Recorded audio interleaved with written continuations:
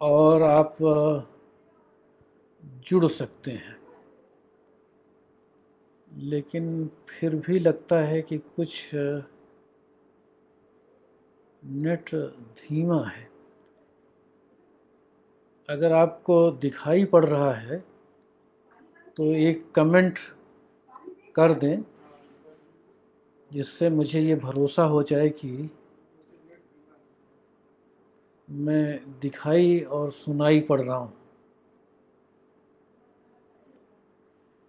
किसी से पूछा जाए कि नवीन जी कि ये दिखाई पड़ रहा है कि नहीं पड़ रहा है। मैं इंतज़ार कर रहा हूँ कि आप में से कोई ये बताए कि ये लाइव वीडियो आपको सुनाई पड़ रहा है कि नहीं पड़ रहा है। हाँ? यदि सुनाई पड़ रहा है तो आप बताने का कष्ट करें कि सुनाई पड़ रहा है। सुनाई पड़ रहा है तो तुम अपने में देखो।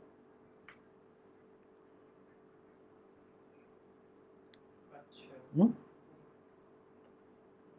भाई कोई बताए कि सुनाई पड़ रहा है कि नहीं पड़ रहा है। हुँ? नहीं पड़ रहा। आप में से कोई ये बताने का कष्ट करे कि सुनाई पड़ रहा है कि नहीं सुनाई पड़ रहा है। लाइव वीडियो आप तक पहुंच रहा है कि नहीं पहुंच रहा है।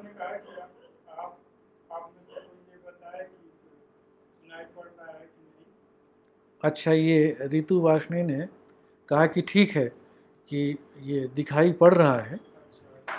तो हैं और हाँ, तो आज का व्याख्यान इलियट के काव्य संबंधी चिंतन और काव्य भाषा पर केंद्रित है, जैसा कि हम लोगों ने पहले तय किया था। लेकिन व्याख्यान आरंभ करने से पहले मैं कुछ आपको सुनाना चाहता हूँ। मुश्किल से 2 मिनट का एक ऑडियो क्लिप है, उसको आप सुन लें और उसके बाद हम लोग इलियट के बारे में चर्चा करेंगे।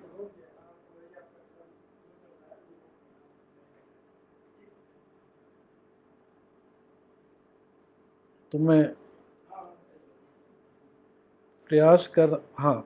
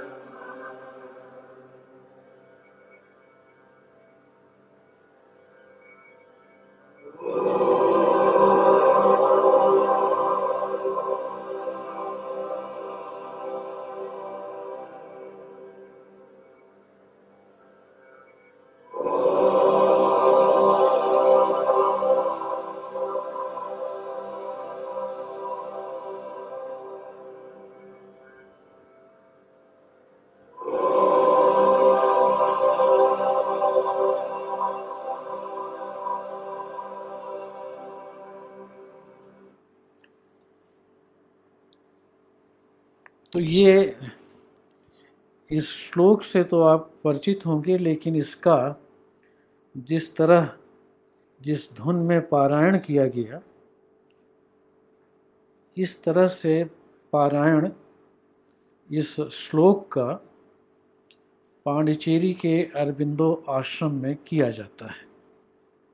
और ये रिकॉर्डिंग मुझे अपने एक मित्र के मार्फत मिली और मुझे लगा कि आज के इस व्याख्यान का आरंभ इस गुरु वंदना से करना अनुचित नहीं होगा।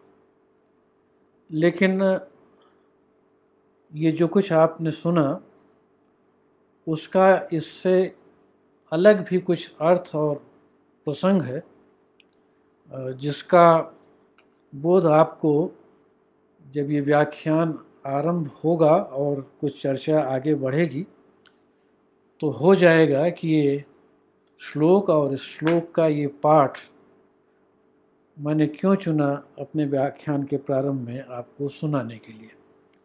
लेकिन वो प्रसंग काफ़ी बाद में आएगा। मैं इलियट के काव्य संबंधी विचारों और काव्य भाषा के बारे में इलियट के विचारों की चर्चा करने से पहले इस बात की ओर आपका ध्यान आकृष्ट करना चाहता हूँ कि 19वीं सदी में भारत में अंग्रेजी शिक्षा के प्रारंभ के साथ बहुत सारे बदलाव आए। साहित्य के क्षेत्र में एक भी बहुत बड़ा बदलाव आया और कुछ लोग तो अभी भी मानते हैं कि आधुनिक हिंदी साहित्य की शुरुआत भी इसी अंग्रेजी शिक्षा के परिणामस्वरूप इसको 19वीं सदी में हुई।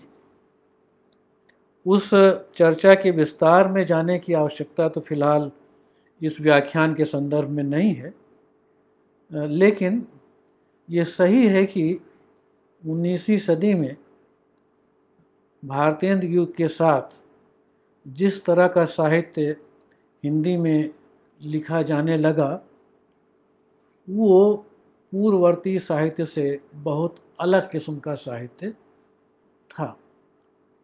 अगर आप भारतेंद्र युगीन साहित्य पर विचार करें तो ये आपको समझने में कोई समस्या नहीं होगी कि पहली बार साहित्य को बहुत सचेत रूप से सामाजिक परिवर्तन के अभियान के साथ जोड़ दिया गया।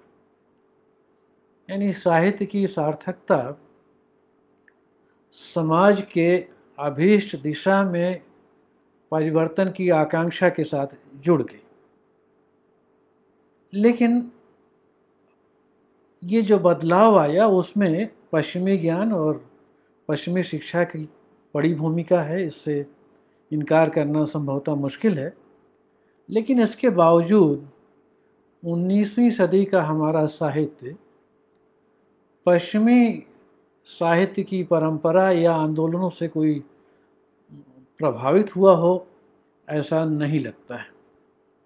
यहाँ तक कि 20वीं सदी में भी, जिसको आप द्विवेदी युग कहते हैं, द्विवेदी युग पर भी पश्चिम के किसी साहित्यिक आंदोलन का कोई साफ असर दिखाई नहीं पड़ता है।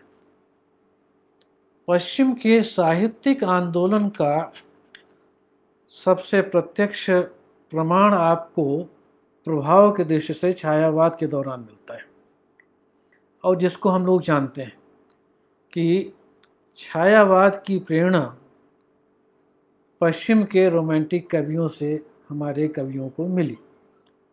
अब उसका एक दूसरा स्रोत भी है कि कुछ लोग ये भी मानते हैं कि बंगाल में रविंद्रनाथ ठाकुर की रचनाओं के मार्फत भी रोमांटिसिज्म की प्रेरणा हमारे यहाँ आई। लेकिन ये बात संभवतः सही है कि छायावाद के दौरान लिखा गया हिंदी का साहित्य संभवतः पहला ऐसा साहित्य है जिस पर पश्चिमी रोमांटिसिज्म की गहरी छाप है। उसको मैं नकल के रूप में नहीं देखता हूँ, लेकिन प्रेरणा के रूप में उसकी भूमिका से इनकार नहीं किया जा सकता है। तो जो छायावाद के साथ हिंदी साहित्य का संबंध पश्चिमी साहित्य से जुड़ता है, ये बात हम लोग अच्छे से जानते हैं।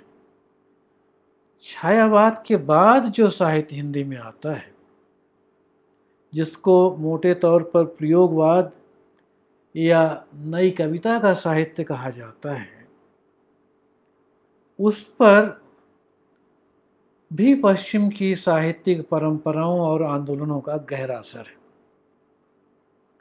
हम लोग ये जानते हैं कि टी.एस. एलियट का छायावादोत्तर साहित्य पर गहरा प्रभाव दिखाई पड़ता है। सामान्य रूप से ये माना जाता है कि वात्स्यायन जी पर, सच्चिदानंद हीरानंद वात्स्यायन जी पर एलियट का गहरा प्रभाव रहा है, और ये भी मान लेते हैं लोग कि यह प्रभाव सिर्फ एलियट तक सीमित, वात्स्यायन तक सीमित है, उसके बाद ये समाप्त हो जाता है। लेकिन अगर आप गहराई में जाकर विचार करें तो ये समझ में आएगा कि एलियट का जितना गहरा और व्यापक प्रभाव हिंदी पर, हिंदी के साहित्य पर हुआ है, संभवतः इतना गहरा और व्यापक प्रभाव तो रोमांटिक कवियों का भी हिंदी साहित्य पर नहीं हुआ। ये कहना भी गलत है कि एलियट का प्रभाव सिर्फ वात्स्यायन जी तक सीमित है। एलियट का प्रभाव केवल वात्स्यायन अज्ञेय तक सीमित नहीं है। एलियट का प्रभाव उस दौर के लगभग सभी रचनाकारों पर पड़ता है, और उस दौर के रचनाकारों तक ही वो प्रभाव सीमित रह गया हो ऐसा नहीं है। उसके बाद की जो पीढ़ी है, मेरा आशय नई कविता के बाद की जो पीढ़ी है, उस पर भी एलियट और एलियट जिस दौर से जुड़े हुए थे अंग्रेजी साहित्य में, जिसे वहाँ मॉडर्निज्म कहा जाता है, उस मॉडर्निज्म का और एलियट का गहरा असर और प्रभाव नई कविता के बाद के साहित्य पर भी दिखाई पड़ता है।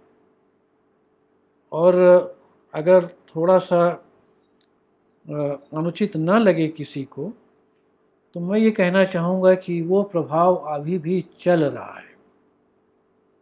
अब ये बात अलग है कि कई बार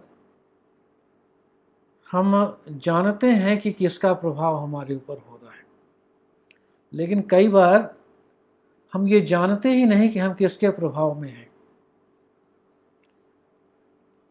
समकालीन हिंदी साहित्य और विशेष रूप से कविता एक ऐसी विधा है जिस पर मॉडर्निज्म का और एलियट का गहरा संस्कार अभी भी मौजूद है, भले ही उसके बारे में हम सचेत न हों। और ये प्रभाव केवल उन्हीं कवियों तक सीमित नहीं है जिनको हम आधुनिकतावाद की परंपरा के कवि के रूप में चिन्हित करते हैं। ये प्रभाव उन कवियों पर भी दिखाई पड़ता है जिनका संबंध हम प्रगतिवाद या आधुनिकतावाद से अलग की धारा के साथ जोड़ करके देखते हैं। इसलिए मुझे लगता है कि एलियट के काव्य संबंधी विचारों और काव्य भाषा पर चर्चा करना किसी भी हिंदी के अध्येता के लिए आवश्यक है। उसको छोड़कर आप छायावाद के बाद के हिंदी साहित्य और विशेष रूप से कविता में जो भी विकास या परिवर्तन हुआ है, उसका सम्यक विश्लेषण और अध्ययन नहीं कर सकते हैं। एलियट की चर्चा करने से पहले थोड़ा सा उस पृष्ठभूमि में जाना आवश्यक है जहाँ से एलियट अपने चिंतन की शुरुआत करते हैं। हम सभी जानते हैं कि पश्चिम में स्वच्छंदतावाद कविता के क्षेत्र में बहुत बड़ा आंदोलन था। उसका बहुत गहरा प्रभाव पड़ा, दूसरे क्षेत्रों में भी पड़ा, लेकिन कविता के क्षेत्र में बहुत ज़्यादा पड़ा। जैसे यथार्थवाद का उपन्यास या आख्यान के क्षेत्र में ज़्यादा प्रभाव दिखाई पड़ता है, वैसे ही स्वच्छंदतावाद का बहुत गहरा प्रभाव कविता के क्षेत्र में दिखाई पड़ता है। और उसमें वर्ड्सवर्थ की जो लिरिकल बैलेट्स है, जिसको एक तरह से स्वच्छंदतावाद के घोषणा पत्र के रूप में देखा जाता है, वो बहुत ही महत्वपूर्ण है। और उसमें लिरिकल बैलेट्स में वर्ड्सवर्थ ने जो बातें कहीं, उसमें से दो बातों का मैं उल्लेख करूँगा, क्योंकि ये दोनों प्रसंग ऐसे हैं जिनका संबंध इलियट से जुड़ता है, इलियट के काव्य संबंधी चिंतन से जुड़ता है। वर्ड्सवर्थ ने लिरिकल बैलेट्स में कहा कि कविता की भाषा बोलचाल की भाषा के निकट होनी चाहिए। कविता की भाषा और बोलचाल की भाषा में कोई अंतर नहीं होना चाहिए। आप जानते हैं, और शायद बताने की ज़रूरत ना हो, कि लिरिकल बैलेट्स का प्रकाशन 1798 ईस्वी में हुआ, यानी 18वीं शताब्दी के अंतिम वर्षों में। तो एक बात तो इलियट वर्ड्सवर्थ ने ये कही कि कविता की भाषा और बोलचाल की भाषा एक होनी चाहिए, और दूसरी बात जो वर्ड्सवर्थ ने कही वो ये कही कि गद्य की भाषा और पद्य की भाषा में भी अंतर नहीं होना चाहिए। ये दो बहुत प्रमुख बातें हैं जिनका संबंध स्वच्छंदतावाद से बनता है। और उसके पीछे पृष्ठभूमि ये है कि अंग्रेजी साहित्य में न्यू क्लासिसिस्ट जिनको कहा जाता है, उनके यहाँ काव्य भाषा में अलंकरण बहुत ज़्यादा था।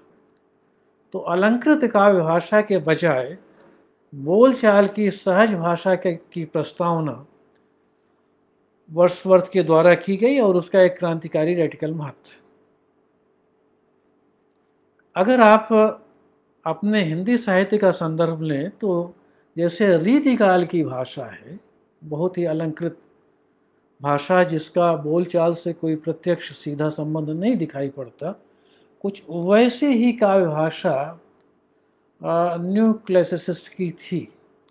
तो उसके विरोध में वर्ड्सवर्थ ने बोलचाल की भाषा में कविता लिखने का प्रस्ताव किया, जिसका अपना एक क्रांतिकारी महत्व है, लेकिन अब उसकी अपनी कुछ सीमाएं भी हैं। और उन सीमाओं का बोध इलियट को तो बाद में हुआ, उससे पहले वर्ड्सवर्थ के ही समकालीन और स्वच्छंदतावाद के एक बड़े कवि कॉलरिज को हुआ, और उन्होंने इन दोनों बिंदुओं पर वर्ड्सवर्थ की आलोचना की। एक तो ये कि कविता की भाषा हूबहू बोलचाल की भाषा नहीं हो सकती, दोनों में थोड़ा सा अंतर होगा। और दूसरा ये कि गद्य की भाषा और पद्य की भाषा में भी कुछ ना कुछ अंतर रहेगा ही, दोनों की भाषा एक जैसी नहीं हो सकती है। तो ये दो बातें वर्ड्सवर्थ के द्वारा प्रस्तावित काव्य भाषा के संदर्भ में कॉलेज ने उसी समय कह दी थी। लेकिन इस तरह की नुक्ताचीनी के बावजूद वर्ड्सवर्थ की इस प्रस्तावना का बड़ा क्रांतिकारी महत्व था अंग्रेजी काव्य परंपरा के संदर्भ में। इलियट का ये कहना है कि वर्ड्सवर्थ के साथ काव्य और काव्य भाषा की जो परंपरा शुरू हुई अंग्रेजी में, वो अपनी सार्थकता को समाप्त कर चुकी है। अब उस भाषा में और उस ढंग से आगे लिखना संभव नहीं है। सार्थक लेखन अब संभव नहीं है उस भाषा में, उस ढंग से, जिस ढंग से और जिस भाषा में वर्ड्सवर्थ ने या उस दौर के दूसरे स्वच्छंदतावादी कवियों ने लिखा था। इसीलिए इलियट स्वच्छंदतावादी काव्य सिद्धांतों की आलोचना करते हैं और जिसके कुछ बिंदुओं की चर्चा पिछले व्याख्यान में हम लोग कर चुके हैं, इसलिए उसको दोहराने की आवश्यकता नहीं। एलियट ने लिखा है कि अगर स्वच्छंदतावाद के दौरान जो सबसे बीज शब्द था वो शब्द था इमेजिनेशन, जिसका अनुवाद हम लोग कल्पना के रूप में करते हैं। एलियट की दृष्टि से अगर स्वच्छंदतावाद का बीज शब्द कल्पना था, इमेजिनेशन था, और इमेजिनेशन के साथ ही एक दूसरा शब्द भी इस्तेमाल किया जाता था, विज़न, और विज़न से बनता था विजनरी। ये स्वच्छंदतावादी कवि एक तरह का विजनरी है और उसके पास एक इमेजिनेशन है। तो विज़न और इमेजिनेशन का संबंध स्वच्छंदतावादी काव्य संवेदना से बनता है। एलियट के यहाँ आते आते इसमें एक बड़ा बदलाव घटित होता है। इमेजिनेशन की जगह चेतना ले लेती है, अंग्रेजी में जिसके लिए शब्द है कॉन्शसनेस। अगर मैं दोहरा रहा हूँ कि अगर स्वच्छंदतावाद का बीज शब्द इमेजिनेशन था, तो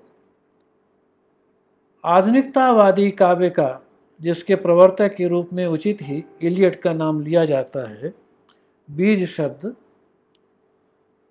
चेतना है, कॉन्शसनेस है। यदि स्वच्छंदतावादी कवि अपने को विजनरी कहता था, तो आधुनिकतावादी कवि अपने को सीकर कहता है, अंग्रेजी में सीकर, जिसका हिंदी में अनुवाद आप अन्वेषक कर सकते हैं। आप याद कीजिए कि वात्स्यायन जी अपने को राहों का अन्वेषी कहते थे। ये जो राहों के अन्वेषी होने की बात है वात्स्यायन जी के यहाँ, उसके पीछे भी एलियट के कवि के सीकर के रूप में कवि की जो भूमिका की पहचान का जो सूत्र एलियट के यहाँ है, उसकी प्रेरणा हो सकती है कि कवि अब सीकर है, अन्वेषी है, विजनरी नहीं है। उसके पास रोमांटिक कवियों जैसी इमेजिनेशन तो नहीं है, लेकिन उसके पास एक अलग ढंग की चेतना है, कॉन्शसनेस है। तो रोमांटिक कवियों के विपरीत मॉडर्निस्ट कवियों के यहाँ एलियट के अनुसार चेतना बहुत ही महत्वपूर्ण है, जिसका हम लोगों ने उल्लेख किया पहले ही। लेकिन ये जो चेतना है, जिस ढंग से एलियट के यहाँ चेतना शब्द का उल्लेख मिलता है, वो नहीं है जो सामान्य रूप से हम लोग लेते हैं। और चेतना की भी चेतना एलियट के यहाँ अंग्रेजी में जो उपन्यास लिखे गए मॉडर्निस्ट दौर में, उससे आती है। अगर आप जेम्स जॉयस से लेके उस दौर के दूसरे उपन्यासों, वर्जीनिया वुल्फ और दूसरे उपन्यासकारों का ध्यान करें, तो आपको ये समझ में आ जाएगा कि उनके लिए चेतना का मतलब कुछ और है। चेतना की बहुलता का प्रवचन उनके यहाँ आपको मिलेगा कि मनुष्य की चेतना एक वचनात्मक नहीं है, बहुवचनात्मक है, और उसमें लगातार परिवर्तन होता रहता है। वो स्थायी नहीं है, वो बदलती रहती है। और हम जो कुछ भी अपनी चेतना के माध्यम से जानते समझते हैं, उसकी अपनी सीमा है। और यही नहीं, हमारा चेतना बोध भी लगातार बदलता रहता है। तो चेतना की अस्थिरता और दृष्टिकोण की बहुलता, ये दो बातें हैं जो आधुनिकतावादी उपन्यासकारों में पहले से आ गई थी। और एलियट ने चेतना की बहुलता और अस्थिरता की बात एक तरह से